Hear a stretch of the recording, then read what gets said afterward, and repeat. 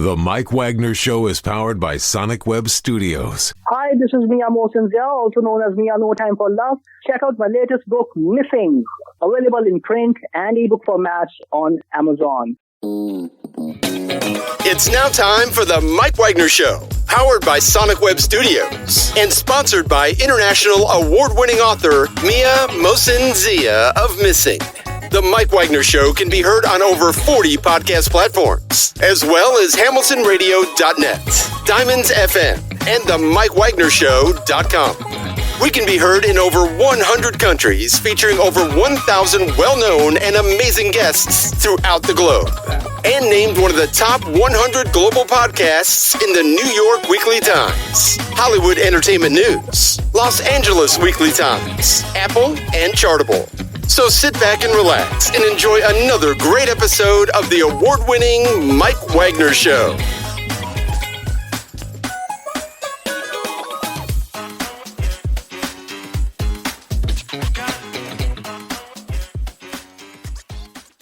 Hey everybody, it's Mike from the Mike Wagner Show, powered by Sonic Web Studios and brought to you by our official sponsor of the Mike Wagner Show, international warring author Mia Mosinzia of Missing, available on Amazon and paperback and ebook.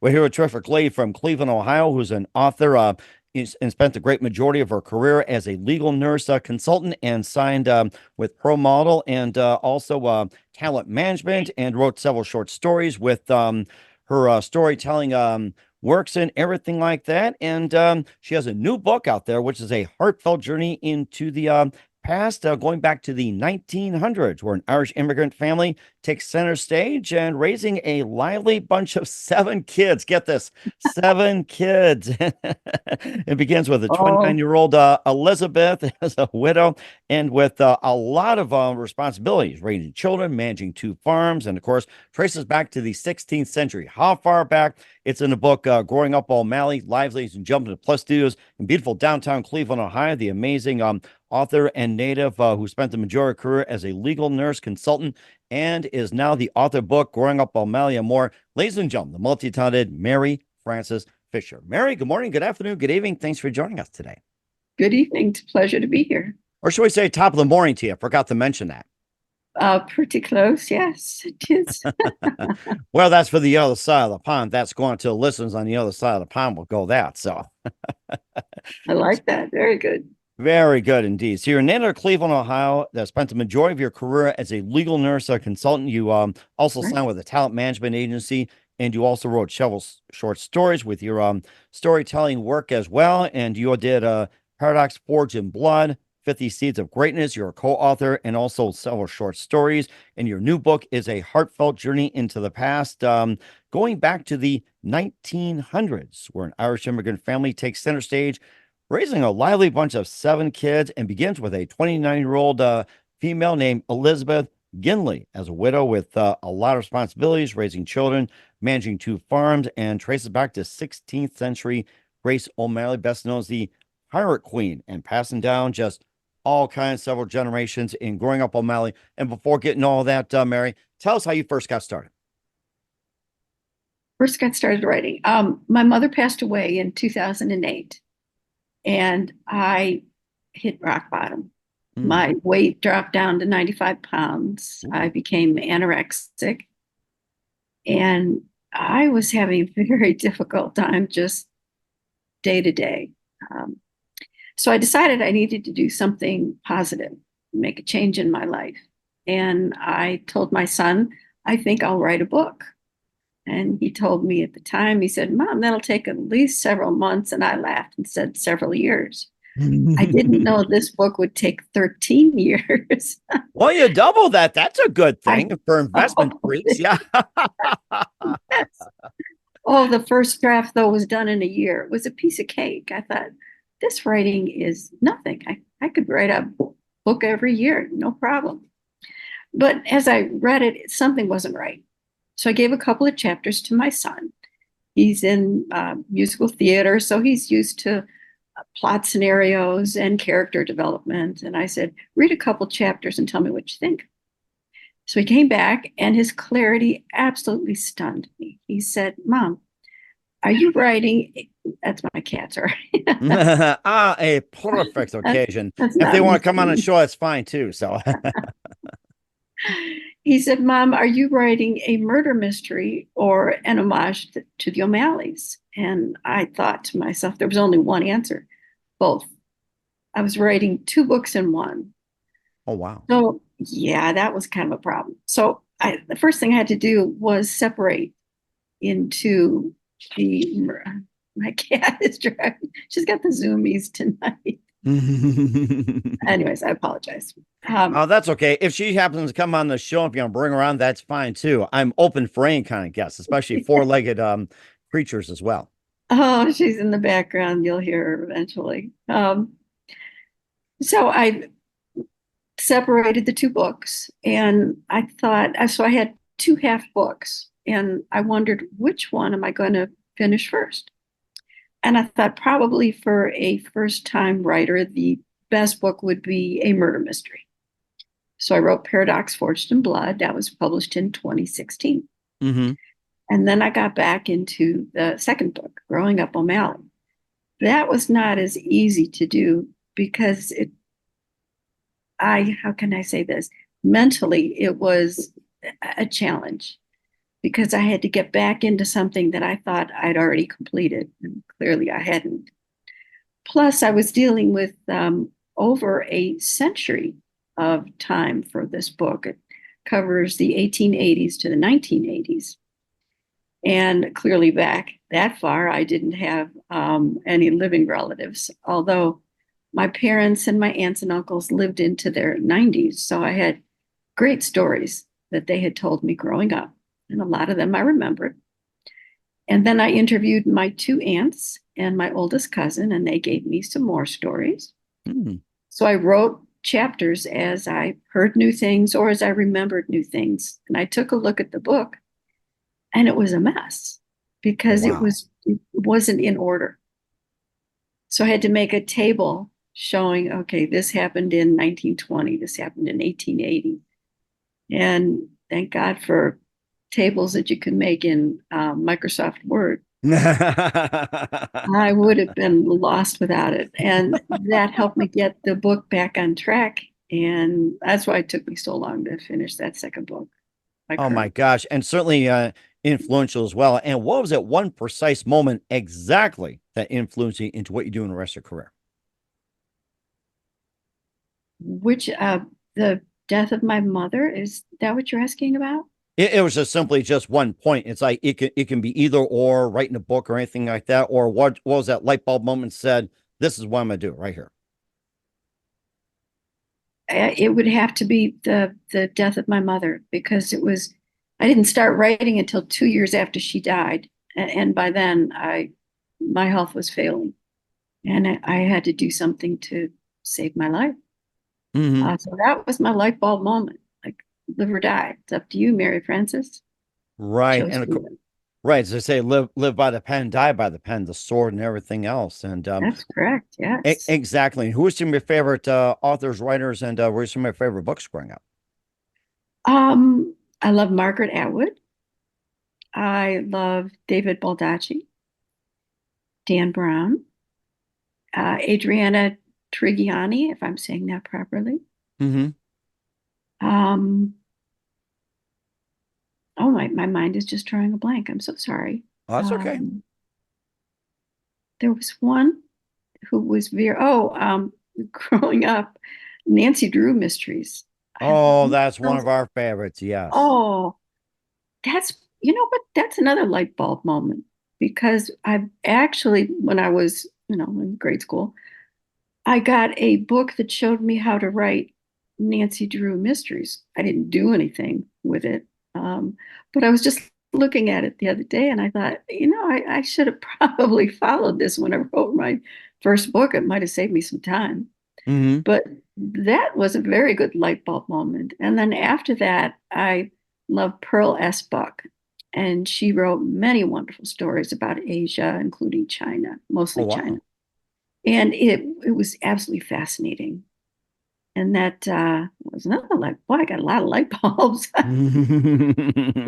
Get some GE stock, I think. Oh, yeah. And of course, I mean, I can tell you're glowing with all kinds of ideas and everything. And we'll talk about your show of short stories, more about Paradox Forged in Blood, 50 Seeds of Greatness, and the book Growing Up O'Malley with the multi-talented Mary-Frances-Fisher. But first, listen to The Mike Wagner Show at themikewagnershow.com, powered by SonicWeb Studios. Visit online at sonicwebstudios.com for all your needs. Look at a professional website without breaking budget. SonicWeb Studios is the answer.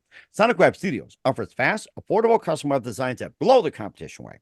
Call today, 1-800-303-3960. That's 1-800-303-3960, or email to support@sonicwebstudios.com. Mention the Mike Wagner Show. Get 20% off your first project. Sonic Web Studios. Take your image to the next level. Also, time to give official shout out to our official sponsor of the Mike Wagner Show, international warring author Mia Melson-Zia. If you love fast-paced mysteries, you'll love Missing by Mia Melson-Zia, available on Amazon, paperback, and ebook. Missing is fast-paced and intriguing with an unforgettable twist. Takes place in 4 countries, 2 strangers, 1 target, where truth is illusion and those who love be the first go missing. It's available on Amazon and paperback and ebook. Missing by Mia Melson-Zia has garnered great reviews. In Evil, Evan, and George by Howard Celebrates, including Joanna Cassie, Forge Riley, Eminence. So grab your copy today for Goes Missing by Mia Melson-Zia, available on Amazon. Also, check out The Mike Wagner Show at themikewagnershow.com on 40 podcast platforms, heard in 100 countries, including Facebook, SoundCloud, Spreaker, Spotify, and iHeartRadio.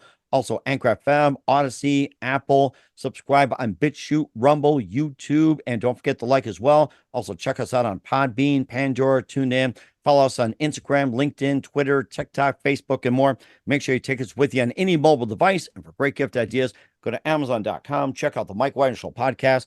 T-shirts, pop sockets, throw pillows, tote bags, hoodies, makes great gifts 24/7. Go to Amazon.com. Make sure you check out the Mike Wagner Show podcast. And for more great gift ideas, go to Amazon.com/Mia Melson-Zia for great books like Missing, Once, and Wrinkles. Also T-shirts, pop sockets, hoodies, phone cases, and more. Amazon.com/Mia Melson-Zia. Check it out today. And support the Mike Wagner Show on Anchor FM, PayPal, and the MikeWagnerShow.com. We're here with the multi-talented Mary-Frances-Fisher of Growing Up O'Malley here on the Mike Wagner Show. And before we continue on with Growing Up O'Malley and a bit more about Paradox Forged in Blood and just a bit more about the book as well. Okay.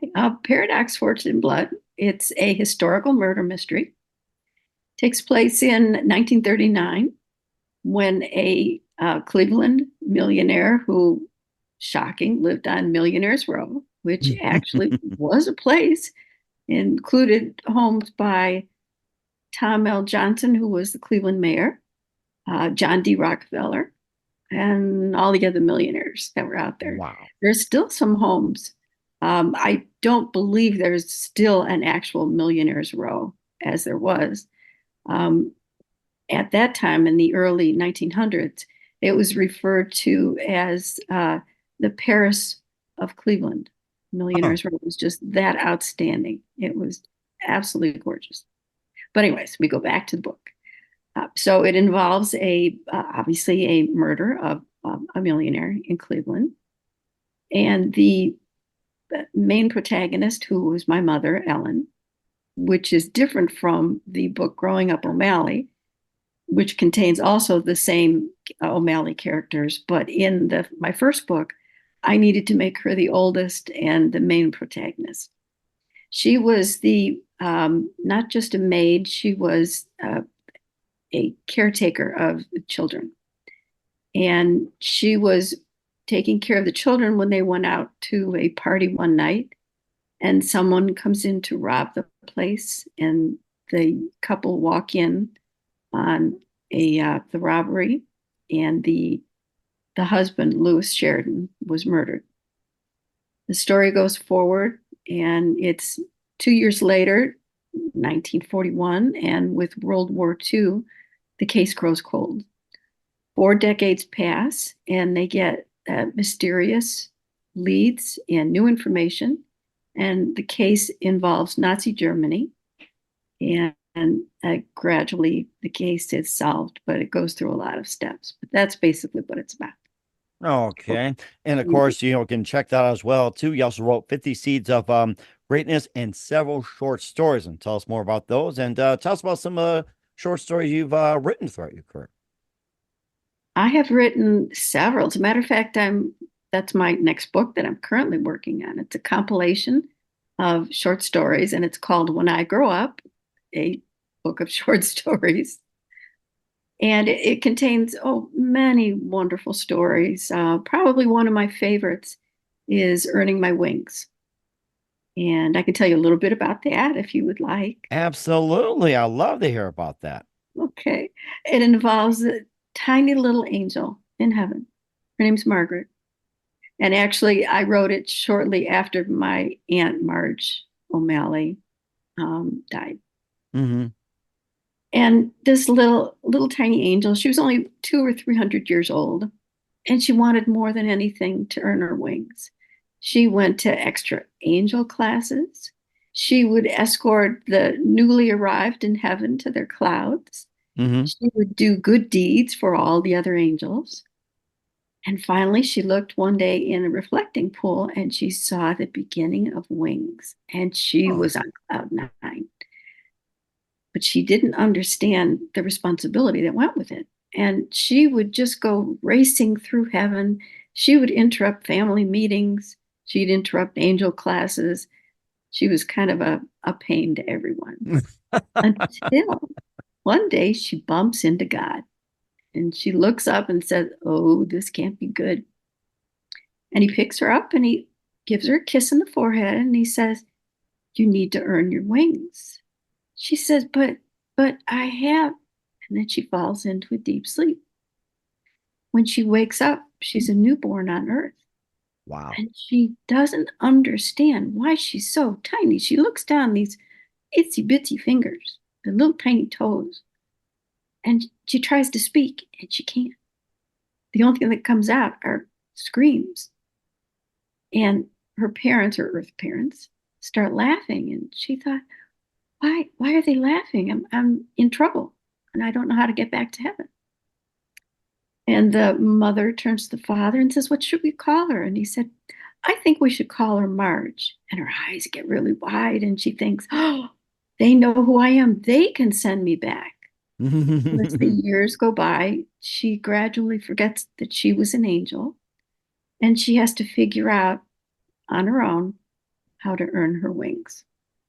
And that's as much as I can tell you for that one. Oh, that's perfect. We're certainly looking forward to that as well, too, along with 50 Seeds of Greatness, Paradox forgedinblood as well, too. And of course, your latest book as well, too, with Growing Up O'Malley and going back to the 16th century, Grace O'Malley being the pirate queen as well. I'd like to hear more about the pirate queen. Oh, Granuel.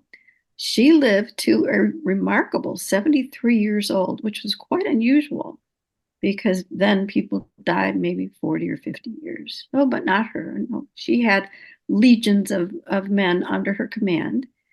And she was a pirate queen, and she pillaged all the British ships in retaliation for the famine that they were suffering and being subject to unfair British laws and religious persecution as well. As a matter of fact, shortly before she died, maybe a few years before, she actually sat down and met with Queen Elizabeth. Huh. And she ended up not giving her what Grace wanted, but she still helped the family in other ways. And so I've heard stories of her ever since I was little. And I was always proud to say that I was related to an Irish queen who was a pirate, but she was still an Irish queen. Aye, shiver me timbers. Who is this pirate queen that you're related to? I like to hear about that. Aye, 'tis Grace O'Malley. She's a wonderful Aye. woman. She was. She's Mm. not around anymore.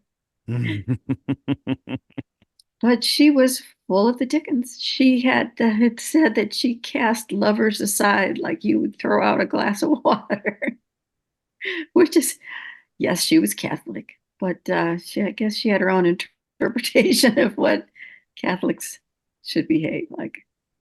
But she was quite a character.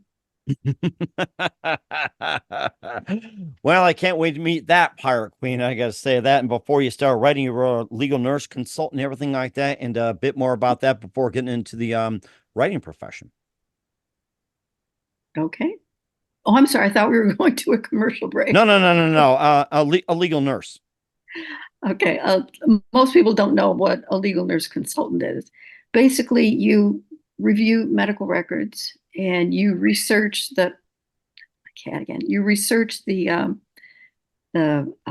problem that brought the case forward. So let's say if it's a misdiagnosis of a cancer case, you do all of the medical research, you tie it into the facts of the case, and you tell the attorney, yes, this is a good case, or no, even if they had done everything properly, the patient still would have died. So it's not a case worth pursuing.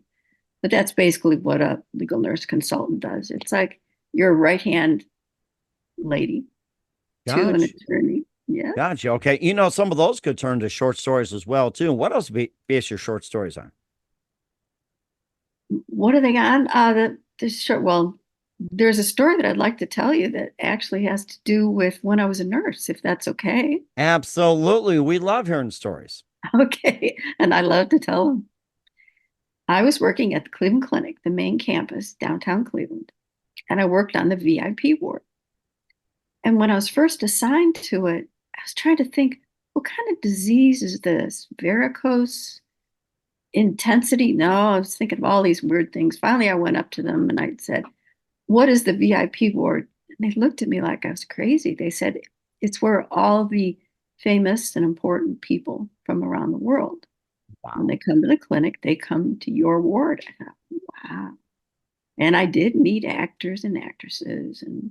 Oh, really? Interesting. But one of my favorite stories involves, we call them sheik, but in Saudi Arabia, they call them sheikhs, and they're like royalty. They're very wealthy.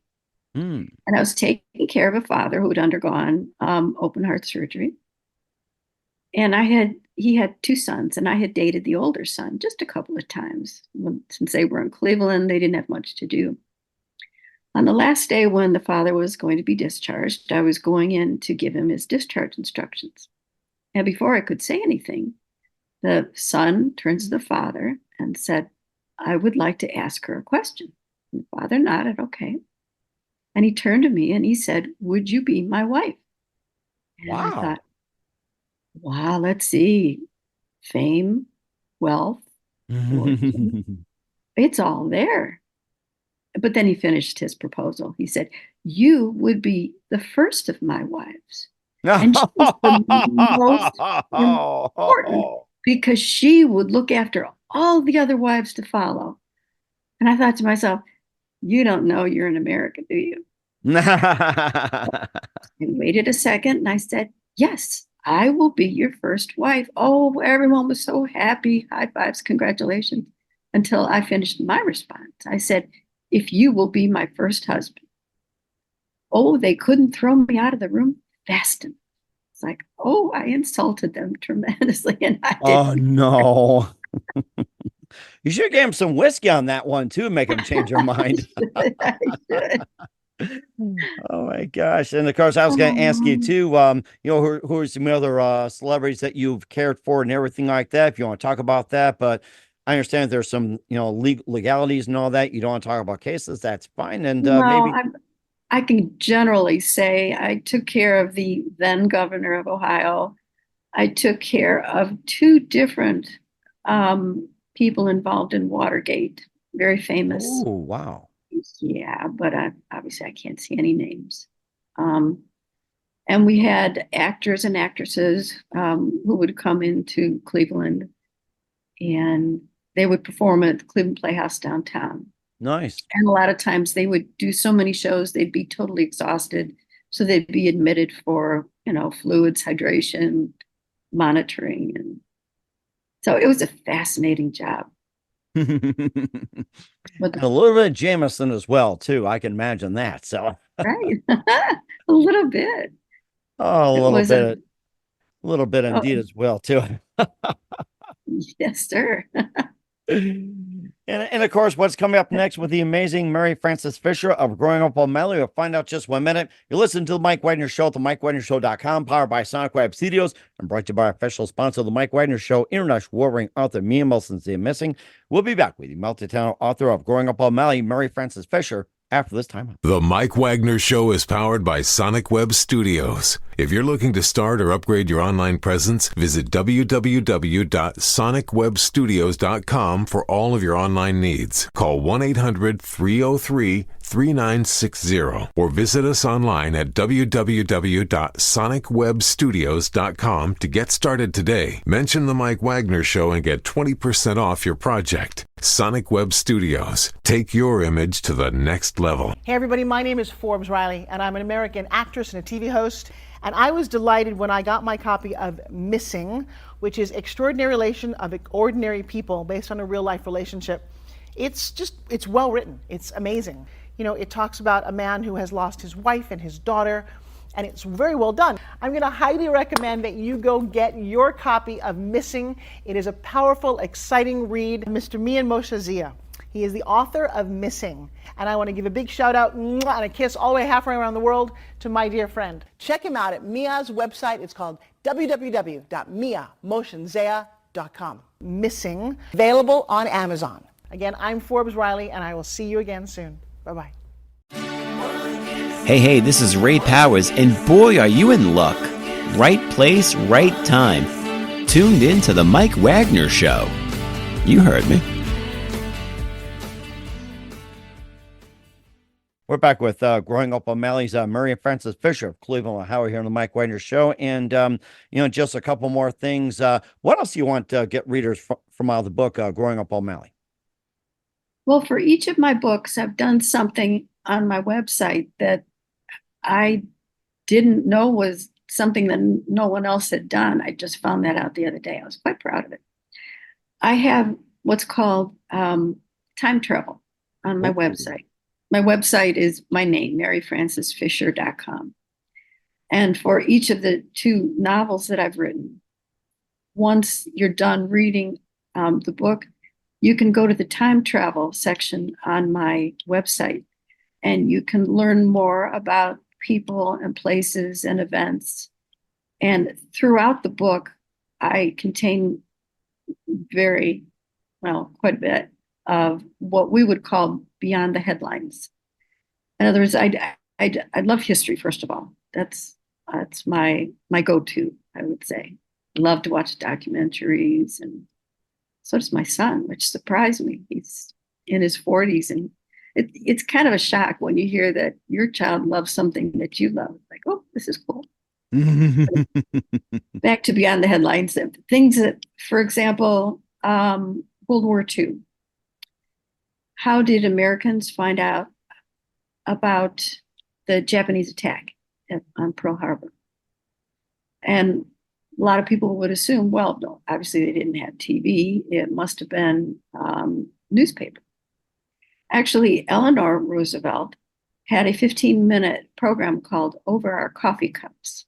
Uh-huh. And it was on Sunday evenings from 6:45 until 7. And she would just talk about just different events and give tips on, canning and meal preparation and all that good stuff. Mm-hmm. But on December 7th, she was the one that announced to the nation that Japan had attacked the islands of Pearl Harbor. Wow. And that the president was going to address the nation the following day, and everyone should listen in at 1:00. So that was the first time that news of such importance was passed on to the American people through anyone other than the president. Another thing is Germany had in World War II what they called blitzkrieg attacks. Mm-hmm. They're real fast. And they were superhuman. I mean, they could go for days and days and days, and nobody really knew how they were able to do that. And through research, I found that they had given 33 million tablets of what was called Pervitin. Wow. And basically today it's known as crystal meth.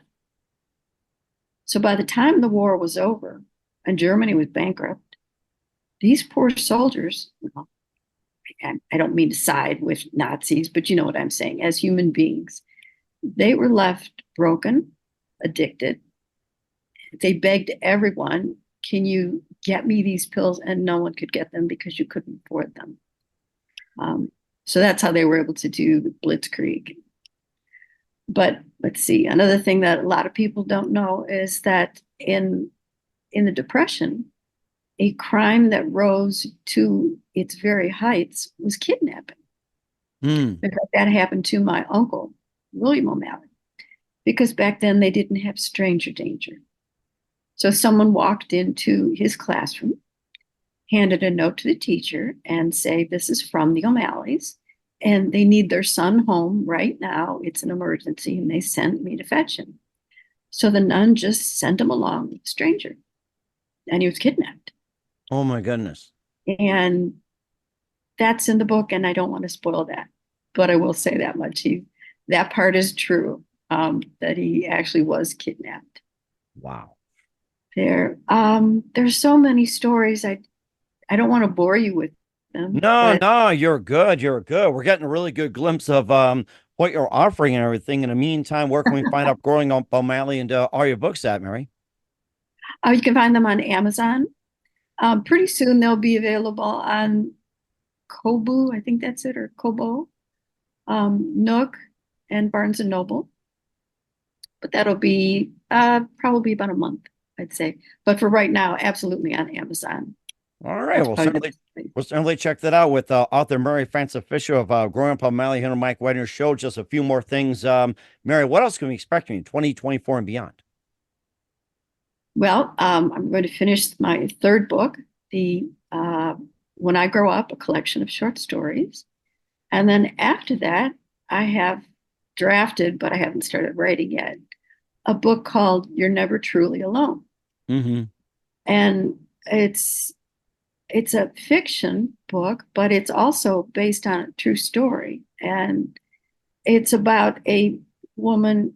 I'd like to set things in the 30s and 40s. It was just in many ways, a gentler time. And I don't want to put my foot in my mouth. Gentler in the aspect of today, you can post things anonymously and take no responsibility, and you can ruin people's lives. So it's hard for me to write in a time when there's so much division and hatred. So I choose to go back to a simpler time. Mm-hmm.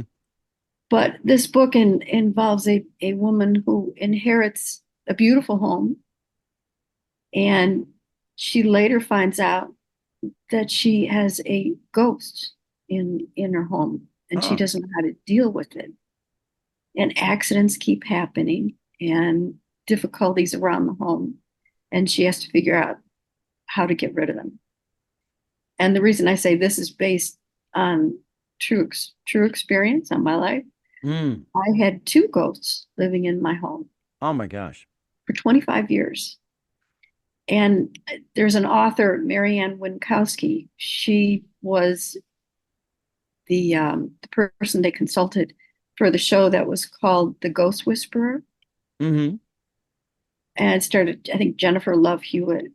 And she came over to my home, and she told me that the 2 ghosts were actually, they used to live on my street, just a few houses down.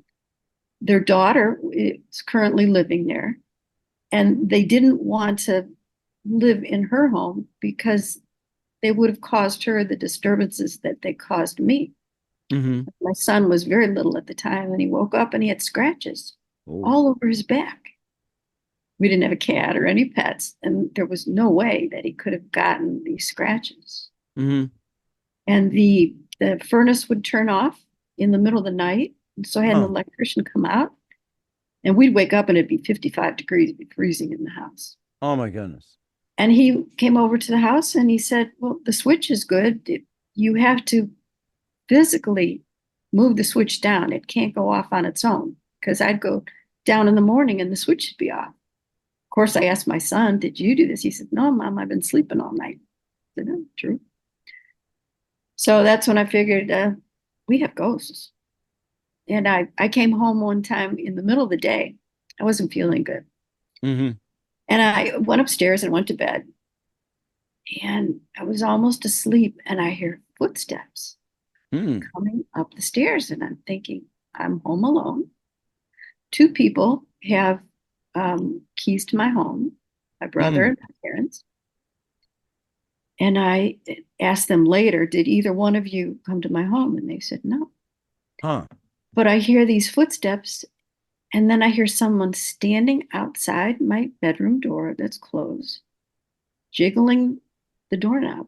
I'm sick and I'm shaking because I thought someone was breaking into my house.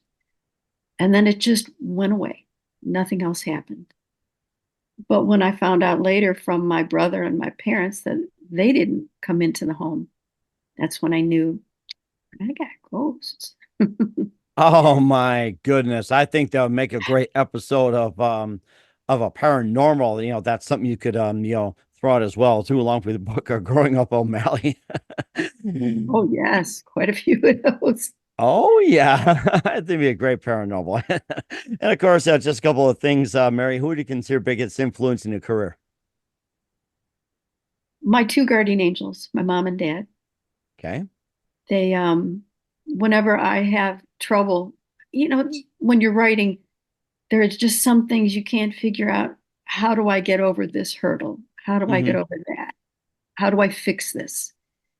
And I would just talk to them and wait a few days, and I'd have an answer. And I would just say, thank you, with my eyes upward. Thank you. There you go. There you go. And that's a really good thing, too, having angels up there. And what's the best advice you can give to anybody at this point? The best place, what?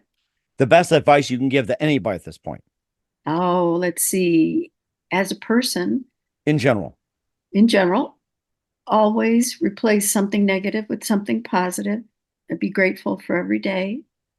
And as a writer, write what you know. Perfect advice. I think I'll have that with my Irish coffee, so I'll remember that.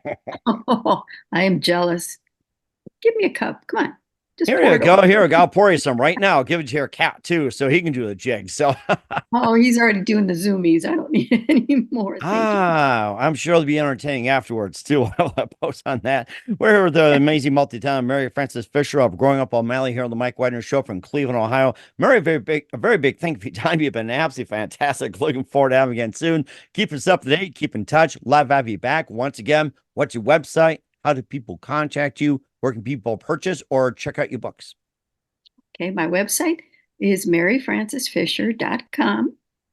They can purchase my books on Amazon. That's probably the best place for now.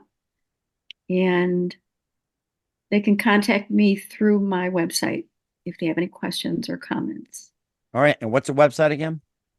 maryfrancesfisher.com. We'll certainly check that out. We encourage everybody to do the same thing. Once again, Mary, big thank you for your time. You've been absolutely amazing. Looking forward to having you again soon. Keep us up to date. Keep in touch. We'd love to have you back. Wish all the best. And Mary, you definitely have a great future ahead of you. Oh, thank you so much. You've been great. The Mike Wagner Show is powered by Sonic Web Studios. If you're looking to start or upgrade your online presence, visit www.sonicwebstudios.com for all of your online needs. Call 1-800-303-3960 or visit us online at www.sonicwebstudios.com to get started today. Mention the Mike Wagner Show and get 20% off your project. Sonic Web Studios. Take your image to the next level. Hey everybody, my name is Forbes Riley, and I'm an American actress and a TV host. And I was delighted when I got my copy of Missing, which is Extraordinary Relation of Ordinary People based on a real life relationship. It's well written. It's amazing.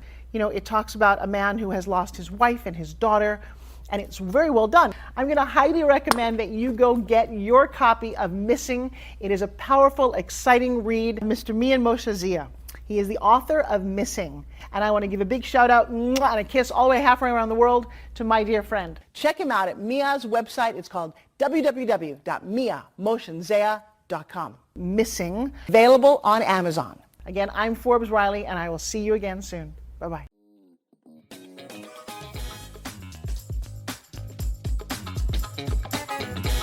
Thanks for listening to The Mike Wagner Show. Brought to you by international award-winning author Mia Mohsen-Zia of Missing. And powered by Sonic Web Studios. Be sure to join us again on over 40 podcast platforms. And of course on the MikeWagnerShow.com, HamiltonRadio.net, and Diamonds FM. Don't forget to support our program with a generous donation at the MikeWagnerShow.com. Thanks for listening.